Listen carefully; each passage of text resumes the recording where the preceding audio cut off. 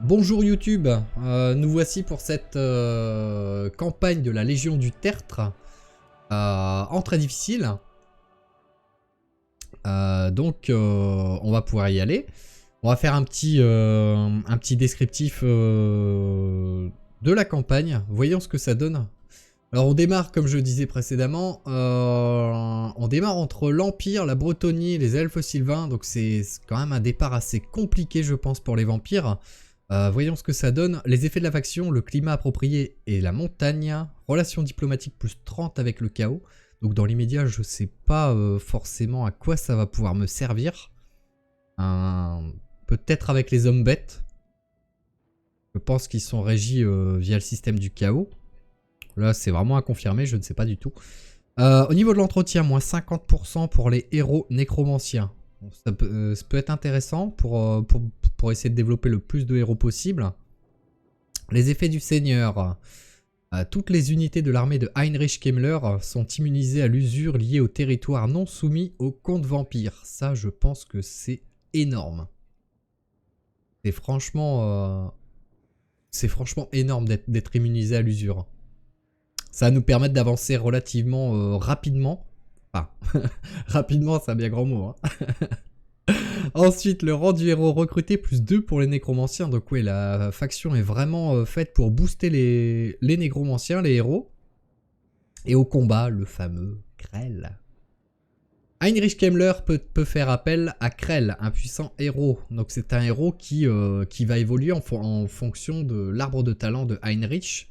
Il me semble qu'au début, le héros ne reste pas longtemps. Et à l'issue de l'arbre de talent, Heinrich peut être éternel dans l'armée. C'est-à-dire que dès qu'on va l'invoquer, il restera jusqu'à ce que mort s'en suive. En unité de départ en plus, nous avons donc les émissaires d'outre-tombe, une cavalerie qui est très puissante. Et comme toute cavalerie de contact, il faut vraiment faire attention à son utilisation. Des spectres des cairns, même chose, ça aussi infanterie puissante mais à utiliser à bon escient. Et des loups funestes. Bon, ça c'est...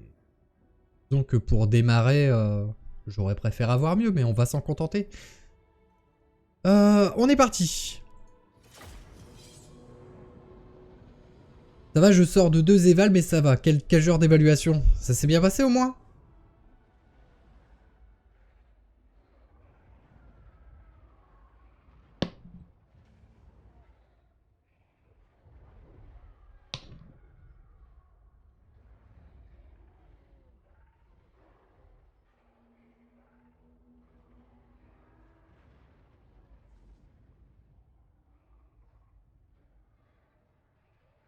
En distanciel et style QCM.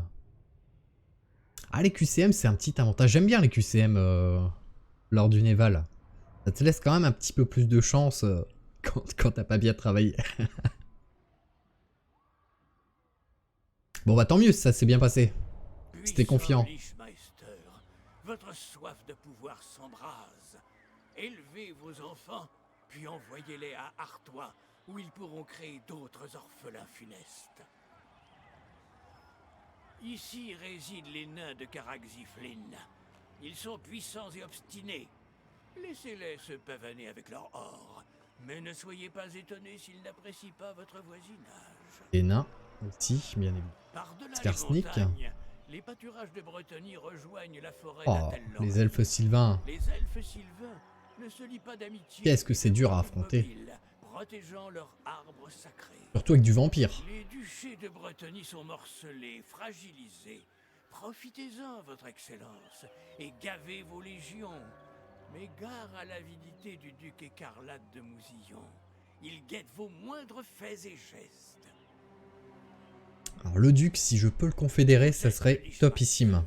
Frappez au cœur de votre Bretonnie tant abhorrée et éradiquez quiconque vous tient tête. Ok. Alors, effet en jeu, la Légion du Tertre, les lignées. Les lignées servent au sein des factions des comtes vampires pour invoquer les seigneurs les plus puissants, disposant chacun de capacités spécifiques à leur héritage. Invoqués grâce au baiser de sang, d'autres seigneurs de lignée peuvent rapporter d'autres avantages à une faction. La résurrection, bien sûr. Les factions vampiriques peuvent réveiller les morts et rapidement constituer de vastes armées, en particulier sur les anciens champs de bataille. Et la corruption vampirique. L'influence vampirique dans une province se mesure en corruption vampirique. Les armées non-vampires souffriront de pertes dues à l'usure lorsqu'elles se déplacent sur des territoires hautement corrompus. Réciproquement, les armées de morts-vivants souffrent de pertes dues à l'usure sur les terres des vivants, ce qui n'est pas le cas pour Heinrich Kemmler, d'où le côté quand même ultra violent de la chose.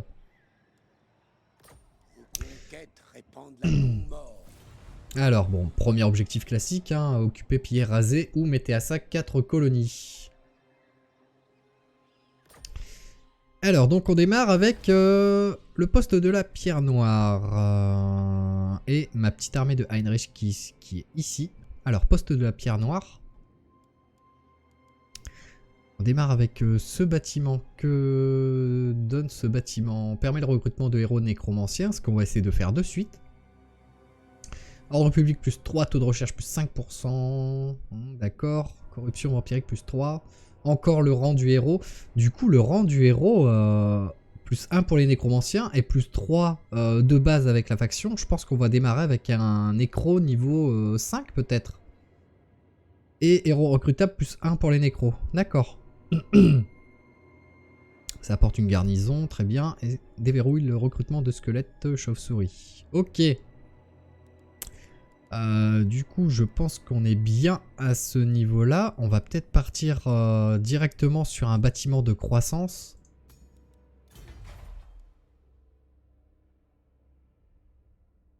Salut Narc-Genèse.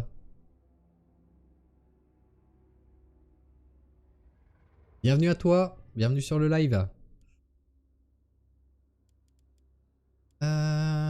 Oui, donc là... ce qu'il faut pour se constituer déjà des petites armées. Les loups, j'aime beaucoup les loups, c'est très pratique, mais on va quand même partir assez rapidement sur de la croissance, donc je vais partir sur la fosse commune. Voilà. De suite, on va recruter un nécromancien, donc. Ah, je peux en recruter deux, pardon. Donc, je vais en recruter deux directement, un à ce tour-ci et un au prochain tour. Pourquoi, je vais vous l'expliquer après. Alors par contre, ce que je ne comprends pas, c'est que là, je peux le recruter rang 2, alors qu'il me semblait que sur la présentation de la faction, on avait un rang de recrutement pour les nécromanciens qui était boosté. Passe encore, on verra bien. Alors ici, permet les attaques empoisonnées, chance de succès d'une embuscade plus 10%. Chance de succès de l'action du héros, alors ça directement, ouais. On va prendre celui-ci, parce que celui-là, on va en faire directement un héros de campagne. Oui. Un sur la map et un dans l'armée. J'en veux un absolument sur la map. Pourquoi? Pour le système de lignée. Qui est, je trouve, une très belle amélioration que Creative Assembly avait faite aux vampires. Le système de lignée. Le plus simple pour les vampires, selon moi, bien sûr, est d'utiliser des héros pour blesser les héros adverses pour pouvoir récupérer des baisers de sang. C'est vraiment le système le plus rapide et le plus facile quand on utilise bien la chose pour avoir des baisers de sang. Donc on s'y intéressera tout à l'heure quand j'aurai déjà 3 baisers de sang pour déverrouiller une lignée et on verra quelle lignée on déverrouillera. Alors ici, on va directement s'intéresser aux spécialistes et ensuite on ira du côté de blessés pour s'octroyer le plus de chances possible de réussir les actions, sachant que là le héros va déjà avoir plus 5%. On est parti, on va pouvoir commencer à attaquer donc Gisore, parce que c'est clairement ce que nous pousse à faire le début de campagne. Est-ce qu'on peut faire de la résurrection? Oui. Là, on s'intéresse à la technologie. Alors quand je fais des campagnes vampires, mon objectif principal et primordial, c'est d'aller choper l'entretien à moins 100%. Donc voilà, 18 tours. C'est quand même assez long, donc autant le faire directement. On s'intéressera ensuite sur les autres technologies. Mais l'objectif est vraiment d'aller choper le moins 100% pour les guerriers squelettes et lanciers squelettes. C'est vraiment très très fort. Allons-y. Bon, comme à mon habitude, hein, on joue en très difficile, donc les petites sauvegardes, etc. Si on peut ne pas en utiliser, c'est parfait.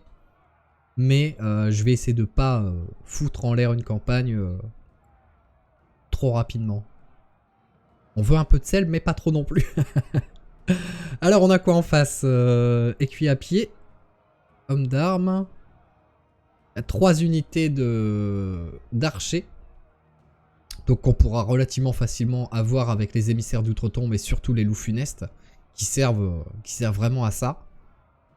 Les loups, je trouve que les loups ne sont pas utilisés à bon escient généralement. C'est une super unité à utiliser pour poursuivre les unités adverses qui s'enfuient. Solide quand même pour un premier combat. Ouais, quand même. Sachant que là, bon, l'armée casse pas des briques.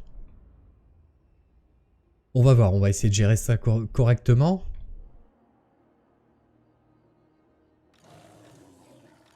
Ah d'accord, les émissaires ont le déploiement de l'avant-garde. Très très bien.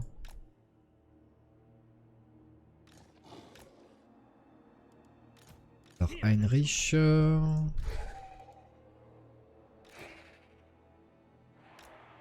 On va se faire une petite ligne de zombards. Hein.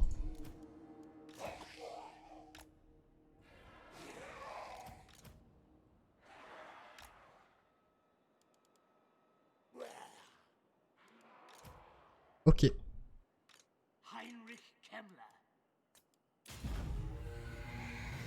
Allez-y. On va les faire avancer ceux-là, mais en mode marche. En mode... oui, en mode marche. Donc voilà, le fameux Krell qu'on utilise.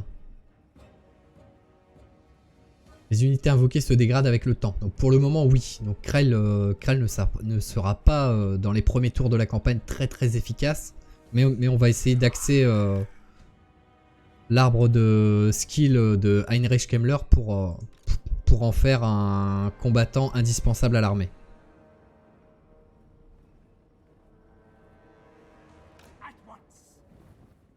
Alors ici, encore en train de se mobiliser.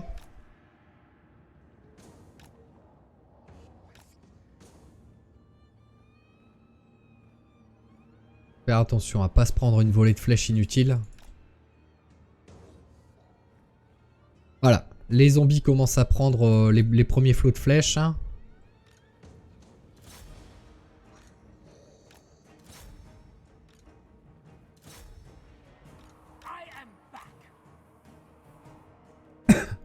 Alors Krell, il me semble que c'est un bon spadassin pour s'occuper des seigneurs et héros adverses. Aïe aïe aïe, non.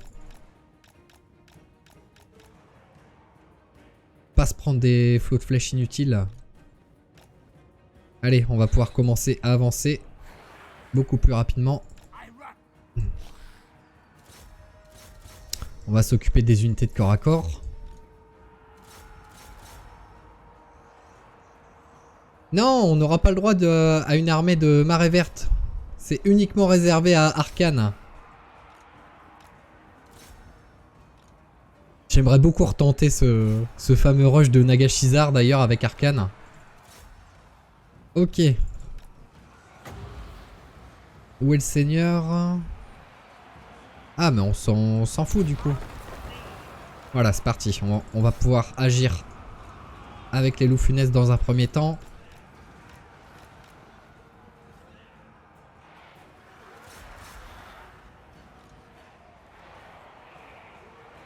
Plus vitesse, plus... Alors la vitesse, on va les mettre sur les unités d'émissaires.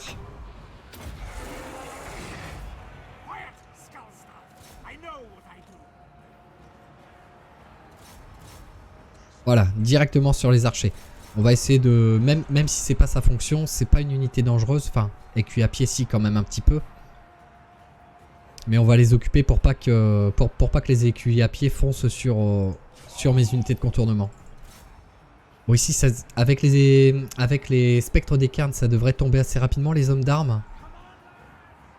Voilà, alors ici, les émissaires d'outre-tombe ont découpé les archers qui fuient déjà.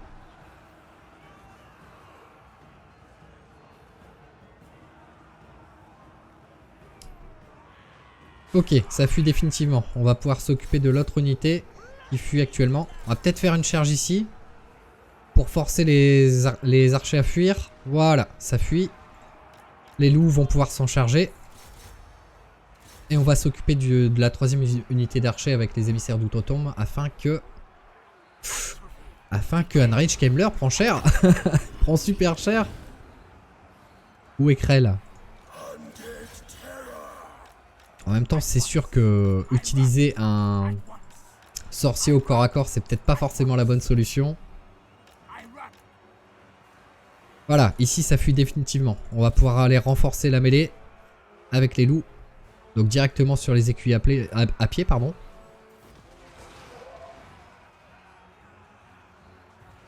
Là voilà, ça ne devrait pas revenir. Ok, première charge des loups. 8. Le bonus de vitesse et d'attaque en mêlée.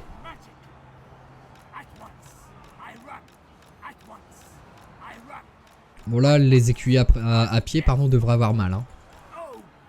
Par contre, je n'arrive pas à me barrer. Donc je vais quand même pas perdre le héros, perdre le seigneur à la première bataille.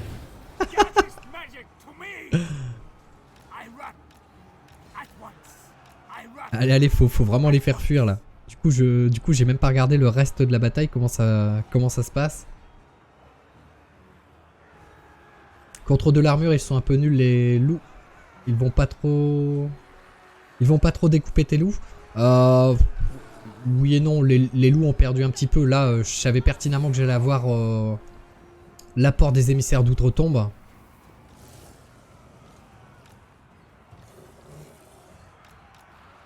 Donc voilà, là ici ça fuit, donc on s'en occupe avec les loups et c'est la victoire.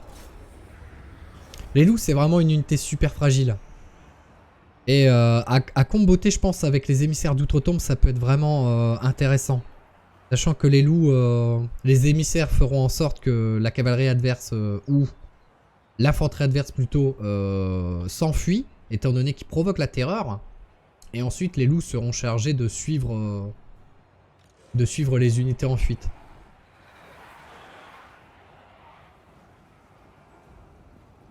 Parce que là, rien que sur cette unité qui fuit, à la vitesse où les loups vont la descendre, c'est vraiment leur principale force. C'est qu'une unité en fuite, les loups, ils ont tellement une vitesse et une vitesse d'attaque aussi importante qu'ils sont en capacité de faire tomber une unité, et peu importe quelle unité, assez rapidement.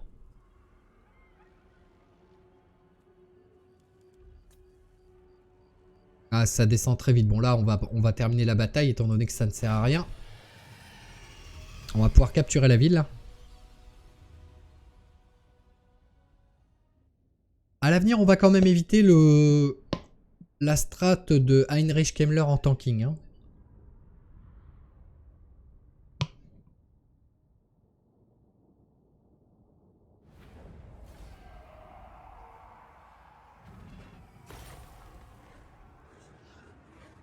Ok, on peut occuper. Alors par contre, la source de revenus des vampires, je ne sais plus exactement si c'est mieux de faire du bâtiment, s'ils gagnent beaucoup plus d'argent en combat, en bataille. Là, j'avoue que je sèche. On va continuer de se concentrer sur la croissance. On va pouvoir regarder le skill. Voilà. L'arbre de talent d'Heinrich. On va partir directement sur coup de résurrection, moins 15%, d'accord. On va partir directement pour le gardien éternel. Là, Krell va se dégrader à la moitié de sa vitesse. Et donc, à la fin, Bastion éternel, Krell ne sera pas dégradé. Il me semble qu'il est encore boosté. Fil du temps, bonus de charge plus 10, attaque en mêlée plus 5, point de vie plus 25%, défense en mêlée plus 10, capacité d'amélioration seigneur de la non-mort. Ça, je ne sais pas ce que c'est. Capacité d'amélioration seigneur de la non-mort. Ah, c'est sûrement la capacité pour faire pop Krell. C'est pas quelque chose en plus. D'accord. On part là-dessus. Et il faut absolument aller récupérer aussi le souffle de la non-vie. Donc on va peut-être booster un petit peu Krell dans un premier temps. Peut-être sur 2-3 niveaux. Mais par contre ensuite essayer d'aller récupérer le plus rapidement possible le souffle. Il reste quand même un des souffles les plus puissants du jeu.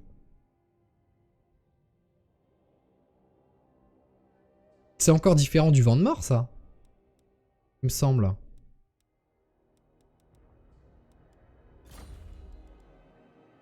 Ready. 75. On va quand même partir là-dessus. Est-ce que j'aurai les capacités d'aller attaquer le château d'Artois directement? Ça, j'en doute fortement. Et il faudra pas oublier d'aller essayer d'embêter un petit peu les nains aussi. Pour essayer de récupérer la zone assez rapidement. Donc les objectifs principaux sera le château d'Artois, Grungzint, pardon, et Caraxiflin. On va y aller mollo, hein, progressivement.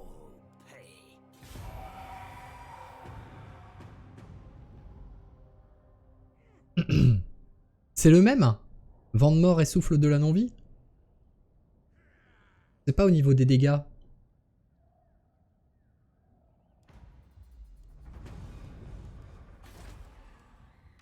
Spread the rot. Find me Gravebound. Pour 1, ça peut ne pas être déconnant, hein, sachant que la garnison n'est pas encore fort. Généralement, les châteaux bretoniens sont relativement chiants à choper. On va de suite faire déplacer le héros pour aller prendre la diplomatie avec Moussillon. Et puis dès qu'on trouve des héros adverses, on cherche pas à comprendre. Follow me. On les bourre. Vous pouvez gérer vos relations avec les puissances étrangères grâce à la diplomatie, monseigneur. Pour le moment, ça s'améliore. Donc on va continuer la guerre contre Artois. Avant d'accepter un tel accord. Et on va faire en sorte d'aller l'aider dans sa guerre contre Lyonès. C'est vraiment mon objectif principal, essayer de récupérer le duc écarlate, parce que je l'aime beaucoup. Et d'ailleurs, c'est très dommage que Moussillon ne soit pas encore une... je dis bien, pas encore une faction jouable. Ça fait partie des choses que j'aimerais. Vraiment un système de campagne qui soit vraiment focalisé autour de lui.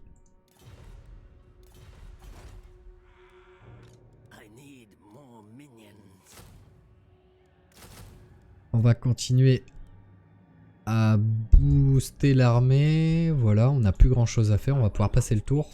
Par contre, il va falloir faire quand même attention de ne pas me faire attaquer dans le dos par les nains. C'est sûr qu'il s'entend pas bien avec toi, vu que tu tapes les Bretoniens. Ah, je sais pas, il faudra que j'aille voir pourquoi ils ne s'entendent pas avec moi.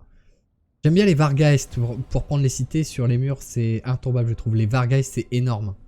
C'est énorme pour attaquer les cités. C'est vrai que c'est une unité que j'aime beaucoup aussi, Vargeist, quand j'utilise Vlad. Peut-être un futur DLC, il est trop fort avec les gardes des tombes. J'espère un futur DLC, franchement. Ou même un free DLC, hein. Ça peut tout à fait être genre de free LC qui pourrait être plausible. Le duc écarlate, pourquoi pas Boris Todbringer. Sont des héros qui sont disponibles en multijoueur, donc pourquoi ne pas les implémenter en solo? En multijoueur et en bataille rapide, bien sûr. Alors là, le fait qu'il ait fait un nouveau héros, ça peut peut-être être à mon avantage. J'espère qu'il va pas fuir avec. Yes. Obliterate.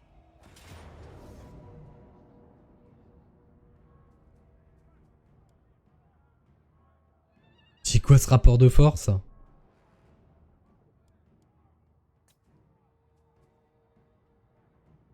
Ils ont pas d'unité de cave. Ils ont certes le héros. Donc il va falloir que je fasse quand même attention à Heinrich. On gardera Krell en guise de garde du corps, en guise de protection. Deux héros, ouais. On va vraiment faire gaffe. Il y a 1, 2, 3, 4, 5 unités d'archers.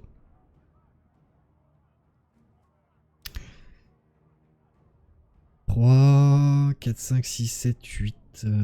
7 pardon, et 8 avec les écuyers à pied. Alors, on va le tenter, hein.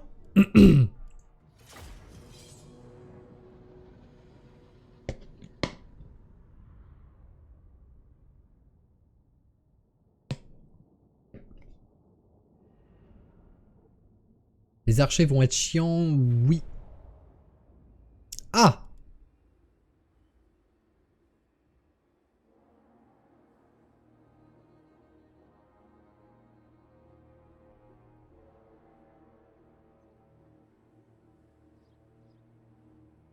Ah, le problème, c'est que c'est toute l'armée, en fait, qui est en mode renfort. Mais j'ai pas forcément envie de... J'ai pas forcément envie de les affronter en bord de map. Je veux pas les affronter en bord de map. Pourquoi? Parce que là, je profite de l'opportunité d'affaiblir énormément ces troupes avant d'attaquer la cité. J'ai pas envie de foncer sur la cité avec mes troupes. Je préfère les attaquer en pleine campagne. Donc si je mets mes troupes ici, la moindre unité bretonienne qui va fuir va partir directement et je pourrais pas l'affaiblir un maximum. Donc je vais plutôt opter pour foncer sur le seigneur adverse. Histoire de détruire un premier seigneur. Laisser gentiment son armée arriver. Et pouvoir ensuite essayer de gagner la bataille, hein, tout simplement.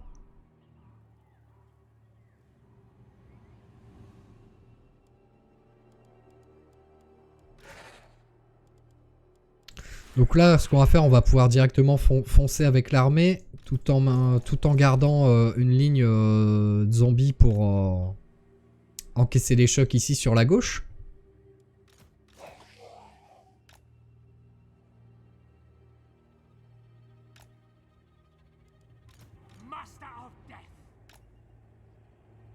Alors, on va mettre en 6.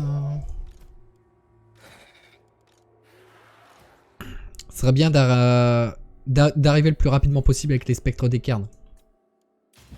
Allez, on y va.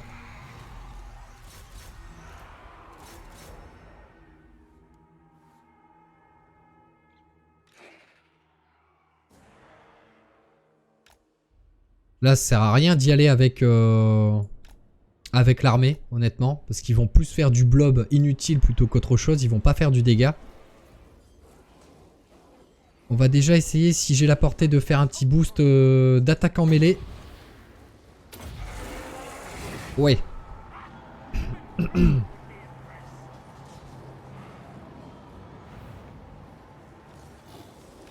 On va reculer les loups pour profiter pleinement du boost d'attaque en mêlée des spectres, des émissaires d'outre-tombe, pardon.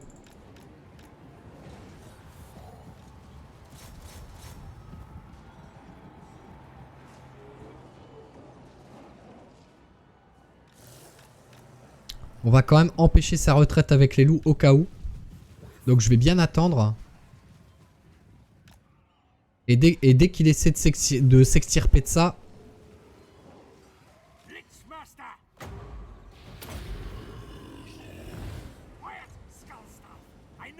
On fera une petite charge avec les loups.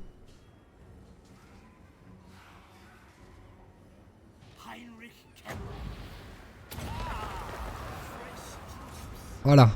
On fait pop crêle. Focus sur le second seigneur. Ouf. Oh les baffes. Ah merde.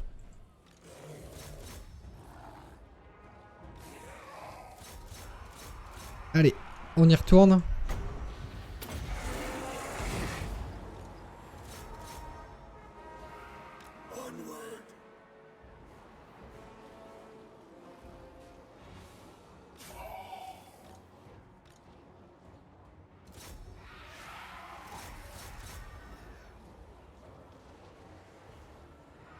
Voilà, il faut réussir à l'entourer.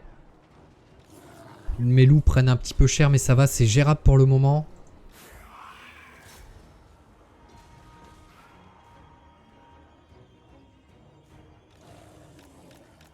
Par contre, c'est le moment de faire dégager les loups.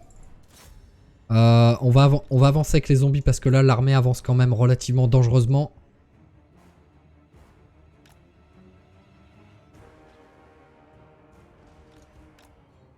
On va déjà faire une petite charge sur cette unité d'archers.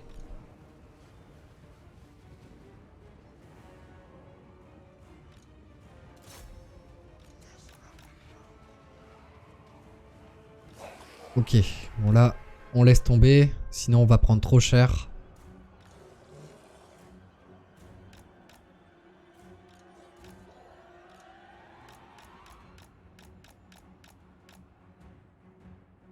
Bon, le seigneur adverse fuit. On va commencer à avancer l'armée. C'est peut-être même un peu tard d'ailleurs.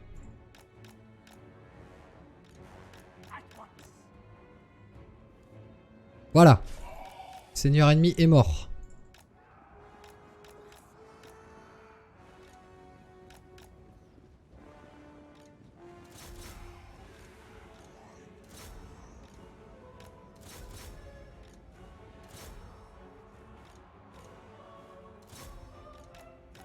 Pars-toi, Heinrich. On va healer un petit peu les émissaires. Les spectres, pardon, j'ai du mal.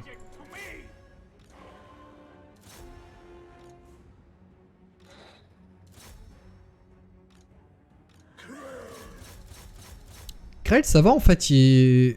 Même au niveau 1, sa vie ne baisse pas super rapidement. Allez, première charge ici. Les émissaires, ils en sont où? Ah, ils sont encore vachement occupés avec... Donc on va renforcer les loups dans un premier temps.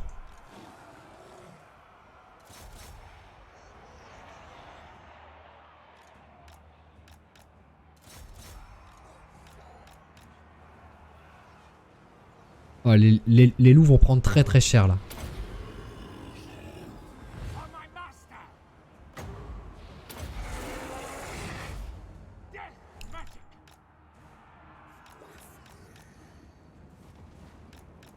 On va laisser le deuxième seigneur, hein. C'est pas forcément grave.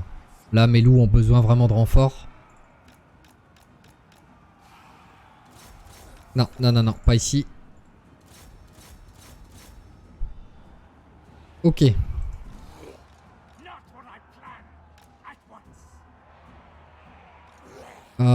Ici, les unités sont fixées. Non, restez là. Mes loups, voilà.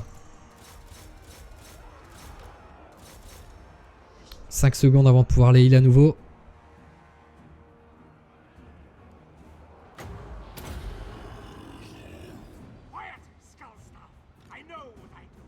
Bon, Krell aura fait son taf. Très satisfait.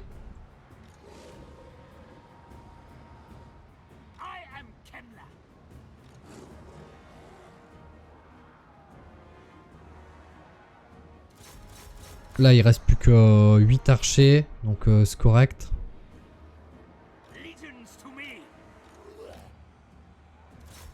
Mes émissaires, mes spectres sont ici dans la mêlée, d'accord.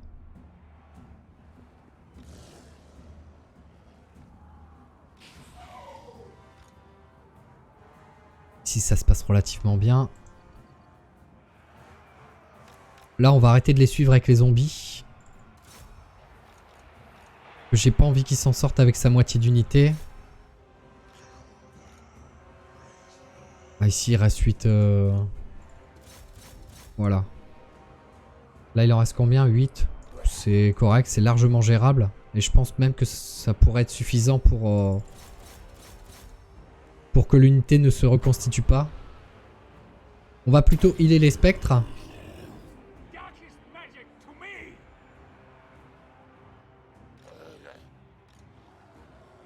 Bon voilà, hein. Les loups utilisés comme ça fait un carnage. Hein.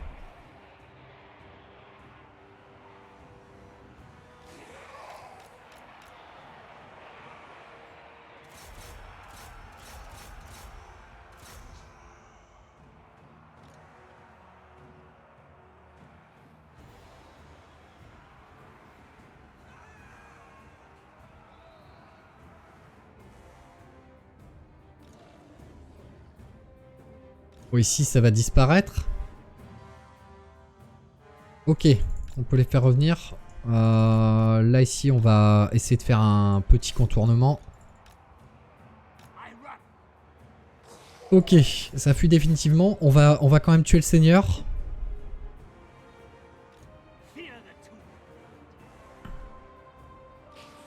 Ah, ou le seigneur, on va le laisser comme ça plutôt.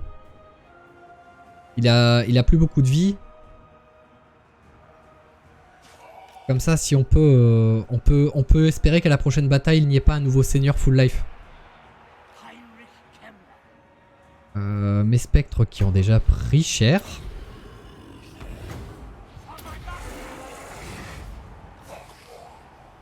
On va les booster un petit peu. Barrez-vous les émissaires. On va faire une charge avec eux ici.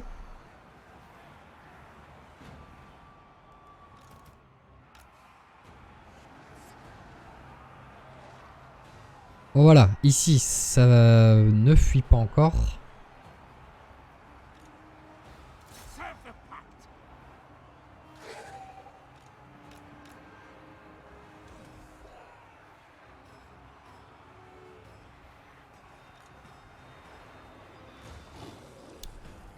Ça serait peut-être pas déconnant que je refasse un petit heal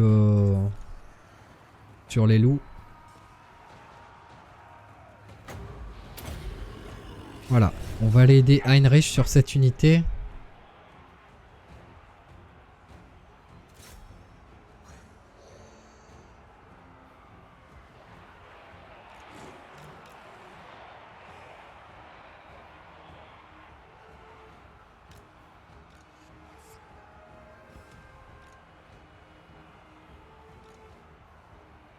Ah, la bataille se passe relativement bien, ouais. Là, ici, ça ne sert plus à rien de rester avec l'infanterie. Autant foncer sur des autres unités. Mes loups, pour le moment, je vais pas les utiliser.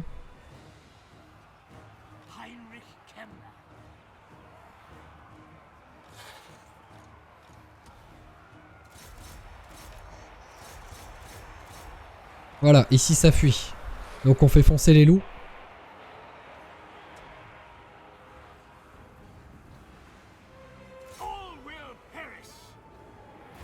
Bon là c'est parce qu'ils ont perdu la bataille, mais vous voyez, une unité d'hommes d'armes complète qui se met à fuir, ça ne sert plus à rien de rester avec l'infanterie, il faut foncer sur les autres unités pour aller aider à faire baisser le commandement, et les loups servent à ça. Et avant, au début, j'avais tendance à les envoyer un petit peu comme ça dans la mêlée pour rien, et ils se faisaient toujours exterminer. Mais non, ils sont bien plus efficaces, c'est leur rôle en fait. Poursuivre les unités en déroute. Là, je suis quand même à 250 kills hein, sur les loups. Donc là, vu que on ne va pas gagner la bataille, il va falloir faire en sorte de faire un maximum de dégâts. Enfin, on va pas gagner la bataille, on va pas gagner la ville plutôt.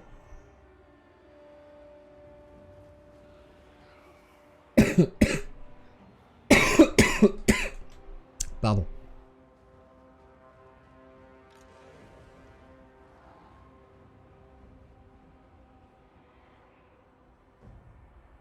Là, il faut que je réussisse à sortir de cette mêlée mes émissaires. Voilà, on va focus en priorité les hommes d'armes avec armes d'ast. Parce que ils sont relativement solides, mine de rien, pour de l'infanterie.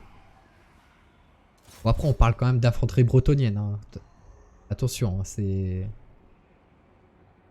Spectre aussi court assez vite, oui, c'est vrai.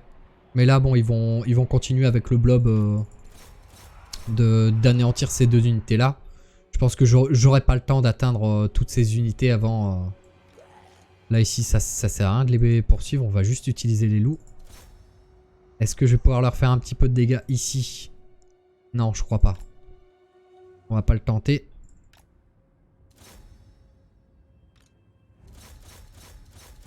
On va quand même essayer d'aller foncer. Là, on les ralentit, donc c'est une bonne chose. Bon, j'aurai pas le temps d'aller choper l'unité là-bas, donc on va se concentrer sur ces deux-là.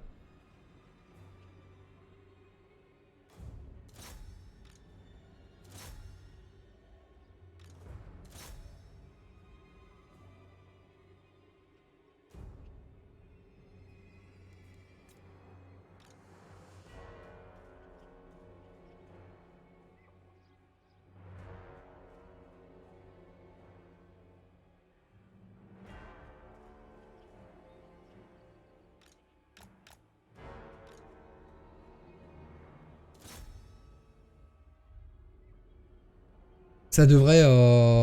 Elle ne devrait pas se reconstituer, je pense. Il reste trop peu d'unités. Là-bas, ça en est où? Bon, bah, je pense qu'on va avoir le château, hein. Merci Rekans pour ton sub, merci beaucoup.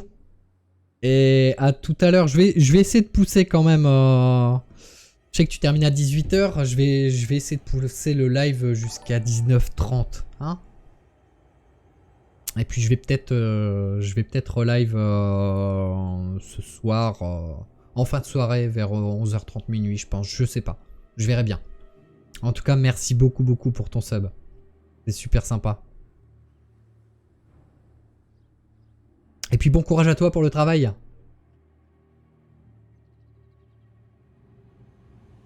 Cinquième mois, hein. 5e mois d'abonnement. C'est beau.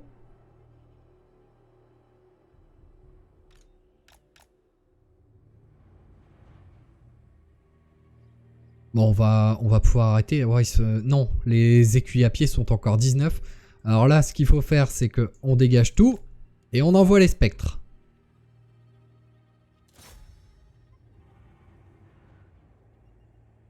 Voilà, ça va beaucoup plus vite quand on envoie une unité qui est là pour faire du dégât.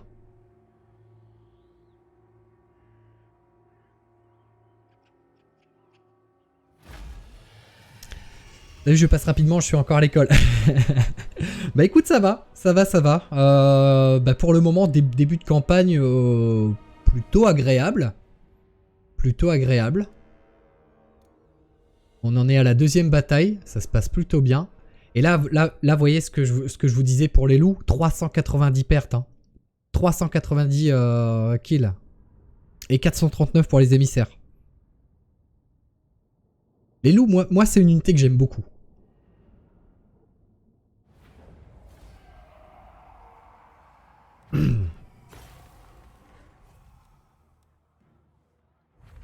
Donc voilà, on a profité du fait que Artois ait créé un autre seigneur. Qu'il avait le rapport de force par rapport à nous. Et là, au final, le château va pouvoir être pris comme à rien. Là, ça va être easy mode.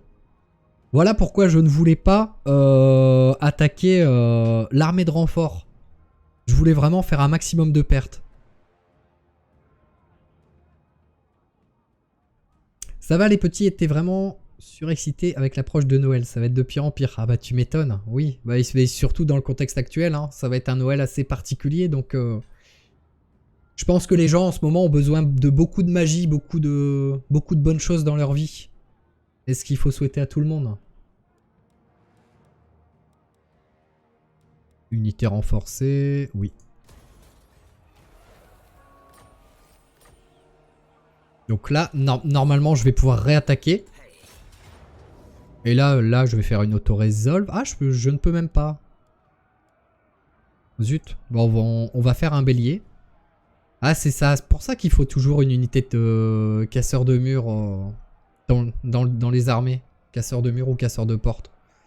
Parce qu'au final, là, je vais perdre un tour. Alors que j'aurais pu prendre directement ce château à ce tour-là. Et donc, j'ai bien fait de laisser le héros. Comme ça, le héros n'a quasiment plus de points de vie. Et il se retrouve avec 3 petites unités. Donc, au tour prochain, on aura le château d'Artois.